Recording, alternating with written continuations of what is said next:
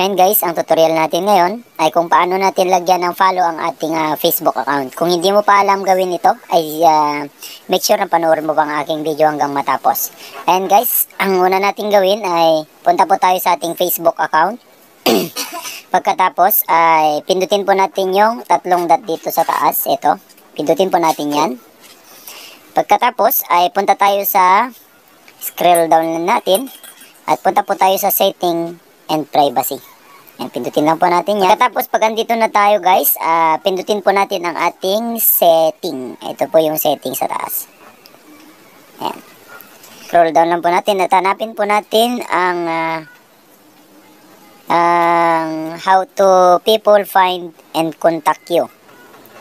Ito guys, ito. Hanapin lang po natin yan. Pindutin po natin. Pag andito na tayo guys, ay punta po tayo dito sa who can send you friend request. Ayan, pindutin lang po natin yung who can send you friend request. Ayan, pindutin lang po natin yan. Tapos, ilagay po natin sa friends of friends. Ayan. Tapos, save po natin. Save po natin. Then, punta na po tayo sa, back lang po tayo. Ayan, back natin. At punta tayo dito sa follower and public content. Ayan guys. Scroll down lang po natin. Punta tayo dito sa followers and public content. Ayan. Pag andito na tayo guys, ay punta tayo dito sa who can see your followers in your timeline. Ayan. Pindutin lang po natin yan. At lagay lang po natin sa public. Ayan. Nakaset na po yung public sa akin. Nakaset na po yung public. Kaya save lang natin yan. Ayan. Pag na-save na po natin yan, back na po tayo. Back na po tayo guys. Ayan. Para tingnan po natin ang ating Facebook kung meron na yung follow. Ayan guys.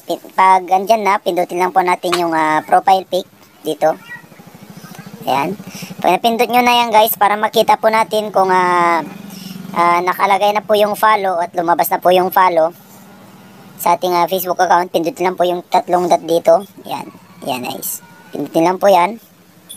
Yung tatlong dot. Ayan. Pag andito na kayo guys, ay hanapin lang po yung view as.